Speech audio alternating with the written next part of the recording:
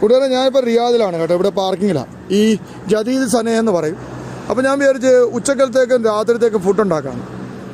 അപ്പോൾ ഇന്നിച്ചിരി സ്പെഷ്യലാണ്. സ്പെഷ്യൽ എന്ന് പറഞ്ഞാൽ എൻ്റെ സ്പെഷ്യലാണ്. അതുകൊണ്ട് വീഡിയോ കണ്ടിട്ട് നിങ്ങൾ കളിയാക്കിയാലും കുഴപ്പമില്ല, പക്ഷേ കമന്റ് ഇടുമ്പോൾ ചീത്ത വിളിക്കരുത് കേട്ടോ. പിന്നെ വീഡിയോ വൈറലാക്കരുതേ.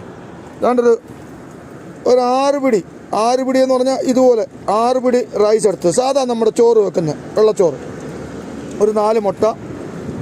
ഓക്കെ, എന്നിട്ട് നമ്മൾ എണ്ണ കുറച്ച് ഒഴിച്ചുള്ളൂ. ഇപ്പോൾ എണ്ണ കൂടുതൽ ഒഴിക്കുന്നുള്ള കംപ്ലൈൻ്റ് ഒക്കെ വന്നു. അപ്പോൾ കുറച്ച് ഒരു ചെറിയ ഉള്ളിയും ഒരു 4-5 പച്ചമുളകും പിന്നെ കറിപ്പട്ടയും കുറേ ഏലക്കയൊക്കെ ഇട്ടൊന്ന് ഫ്രൈ ആക്കി.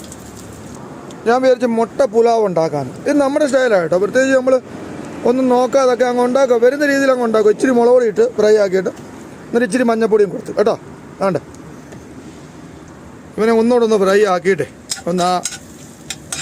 ഈ മുളകൊക്കെ ഒന്ന് ഫ്രൈ ആയതിന് ശേഷം പൊടിയൊക്കെ ഇവനൊന്ന് ചൂടായി.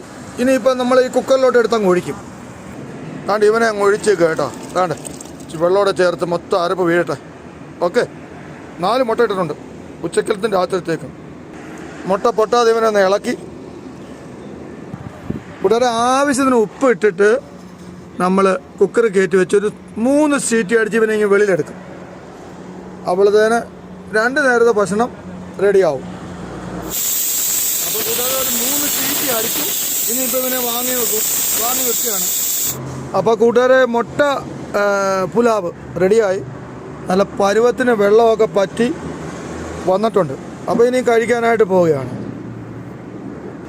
അപ്പോൾ 10 മിനിറ്റ് കൊണ്ട് നമുക്ക് എളുപ്പം ഇതുപോലുള്ള ആഹാരം തർത്തീപ്പ് ചെയ്യാൻ പറ്റും. വീഡിയോ ഇഷ്ടപ്പെട്ട കമൻറ്റ് ചെയ്യുക, ലൈക്ക് ചെയ്യുക. Thank you.